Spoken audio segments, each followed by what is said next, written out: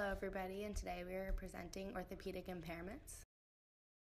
Before we talk about orthopedic impairments, we want to give you some background on important acts we discussed in class. The first act is the Education for All Handicapped Children Act, which stands for ECHA, the American with Disabilities Act, or ADA, Individuals with Disabilities Education Act, IDEA, and No Child Left Behind. ECHA was in charge of mandating that all school districts educate students with disabilities and not allowing them to deny children solely based on their disability. ADA is a civil rights law that prohibits discrimination against individuals with disability in all areas of public life. IDEA is the revised version of ECHA, and the biggest change that it had was that it brought the addition of the transition services for students with disabilities. IDEA was revised in 2004, requiring regular education teachers to be members of the Individualized Education Program, or IEP team, and they were also in charge of accommodating students with an IEP or 504. The No Child Left Behind Act created a law for all students, including students with disabilities, to be proficient in math and reading by 2004. Cerebral palsy, also called CP, is a neuromuscular disorder that affects body movement and coordination. CP may also occur with hearing impairments, speech impairments, visual impairment, and intellectual deficiencies. 10,000 infants a year are diagnosed. It affects more boys than girls. It can be caused by prenatal damages, premature birth, or an incident during the birth process. People with CP tend to go to occupational therapy and physical therapy to try and focus on improving their motor function, mobility, and develop communication methods. On this slide, I talk about 4 different types of cerebral palsy. Those 4 types are monoplegia, diplegia, hemiplegia, and paraplegia. To go over what those 4 types mean, monoplegia is when only one limb is affected. Diplegia is commonly affects both legs but not the arms. Hemiplegia indicates that one side of the body, legs and arm, is affected. And paraplegia is when the lower half of the body is affected. On this slide, I continue to talk about the different types of cerebral palsy. To start off, I talk about triplegia, which indicates that 3 limbs are affected. I also talk about pentalegia, which means all 4 limbs are affected. Another way to classify cerebral palsy would be based on motor function. So spastic cerebral palsy would be increased motor function, and non-spastic cerebral palsy indicates decreased or fluctuating cerebral palsy. At the early childhood phase, children are taught to interact and communicate with their peers, while also learning about their own physical limitations. As the child moves to elementary school, the physical improvement plateaus, and the focus shifts then to intellectual growth. When students enter middle school, they reinstate their IEP and make sure that they receive accommodations that fit their needs. After the student has graduated, they have many options. They can either go to college or choose from many different jobs. If they do decide to go to college, however, they must choose a college that can support what they need.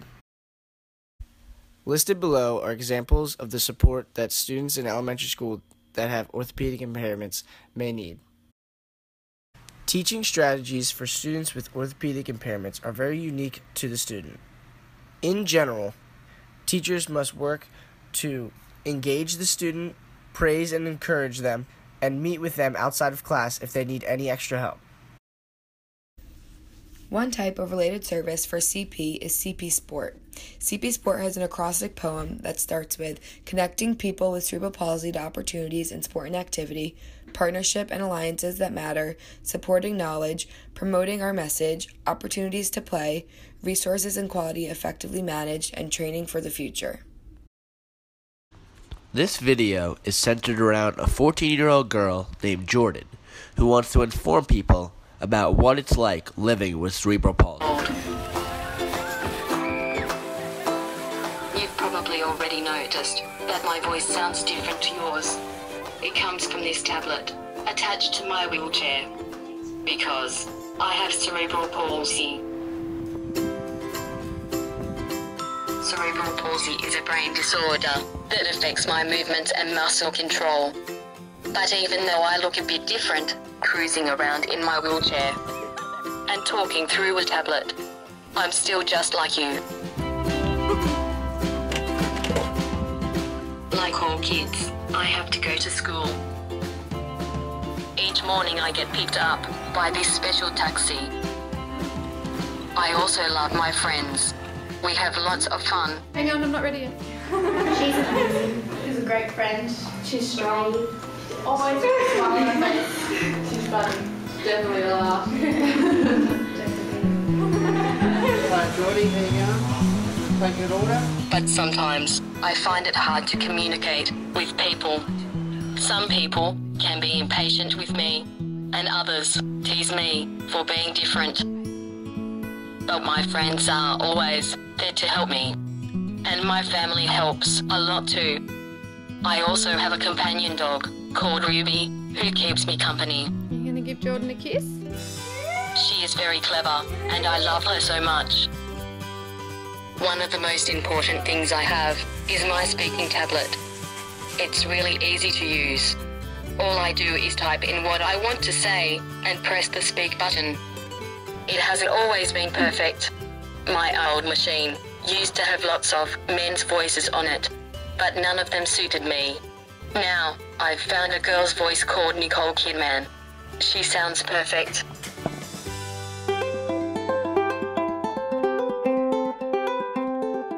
Cerebral palsy makes some things tricky, but it doesn't stop me doing things I love. I go to the park with my sister, Jade, and her friend, and I ride on the Liberty Swing. I'm also super lucky my community raised money to buy a beach wheelchair. I love going to the beach in it and swimming in the water with my friends.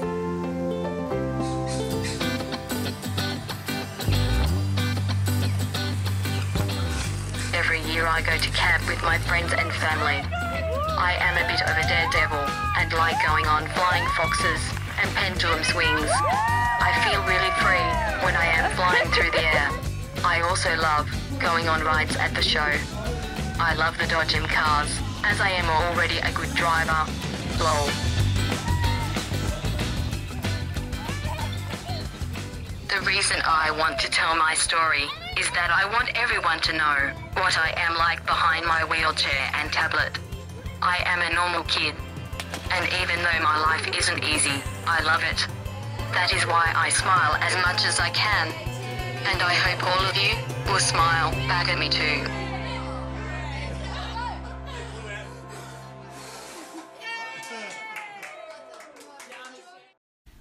On this slide, we'll be talking about the impact that cerebral palsy has on families.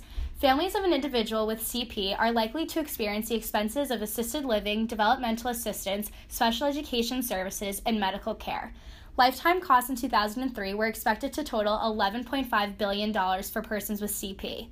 Of the $921,000 estimated per person's expense of CP, indirect costs are approximately 80.6%, or $742,000. Direct medical costs are 10.2%, or $93,000, and direct non-medical costs are 9.2%, or also $84,000. According to the National Institute of Neurological Disorders and Stroke, the percentage of babies who develop CP has remained constant over the past 30 years, despite advances in prevention and treatment. Families who have a child with a disability are often faced with challenges. This can cause an impact on family dynamics and interactions between parents and siblings.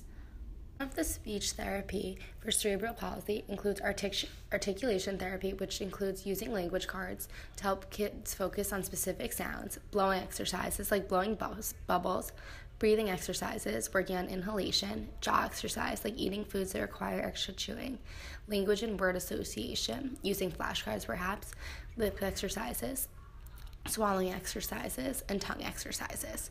Young children, there's an emphasis on social interaction. There's different activities you can do with them, like storytelling, repetition of sounds, practice conversations, and even working on a child's schoolwork. Physical therapy can be carried out by licensed physical therapists or physical therapist assistants, and it often uses means such as soft tissue mobilization, like kneading the muscle, joint mobilization, specialized exercise, stretching, and endurance exercises. One of the main goals with accommodating students with cerebral palsy is creating opportunities for them, both inside and out of the classroom. Accommodations make it easier for people with disabilities to complete tasks that others have little difficulty completing. Students with cerebral palsy often are unable to function in noisy environments, thus putting themselves in an isolated environment is often beneficial. According to a study done in 2006 by the Department of U.S. Education, 61.9% of students with disabilities need extra time on tests. Approximately 500,000 people in the United States are diagnosed with cerebral palsy. In school, most of these students are given access to these additional services, including physical and speech therapy. Science equipment may also need to be modified, as well as the format in which tests and assignments are administered. In addition to wheelchairs, picture boards are deemed necessary in the classroom. In order to help accommodate kids with cerebral palsy at home, parents should consider setting up various types of goals and incentives in order to help encourage their children to do well. Among these goals are those that promote self-independence, as well as those that practice social interactions they may have in their day-to-day lives. This short video is on Dan Kiplinger. He's from Maryland and attended Towson University, which is close to us. He majored in mass communications, and people called him King Gimp. But to Dan, this meant King of Fighting Spirits. The reason we chose to show this video is because Dan found a way to express himself through art. I hope you enjoy the video.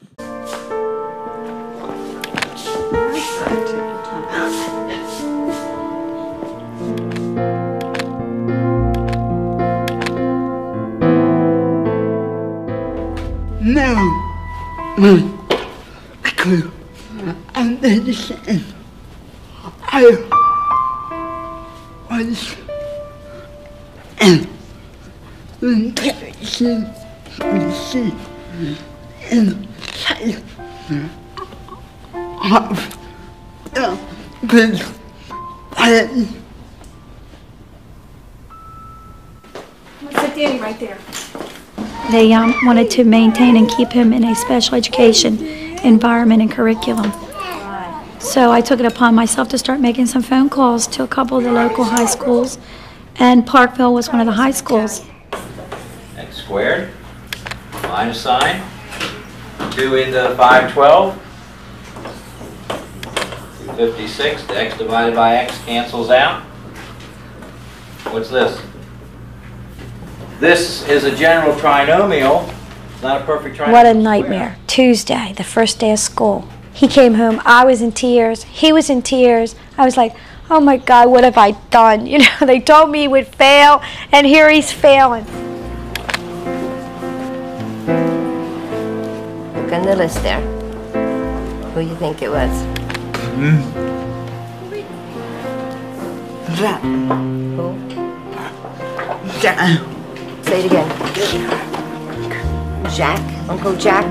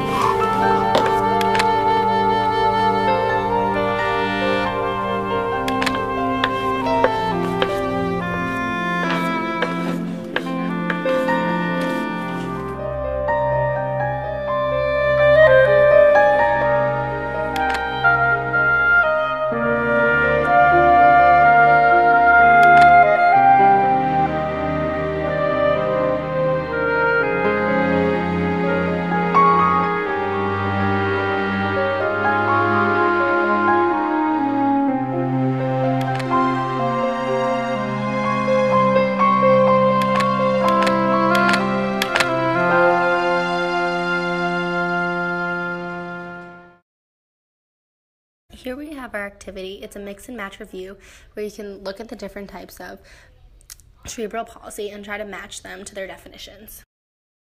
Here we have the mix and match review answer key. You can find all the answers to the questions from the previous slide. We hope that you've enjoyed our presentation about cerebral palsy and feel that you have learned a lot about CP.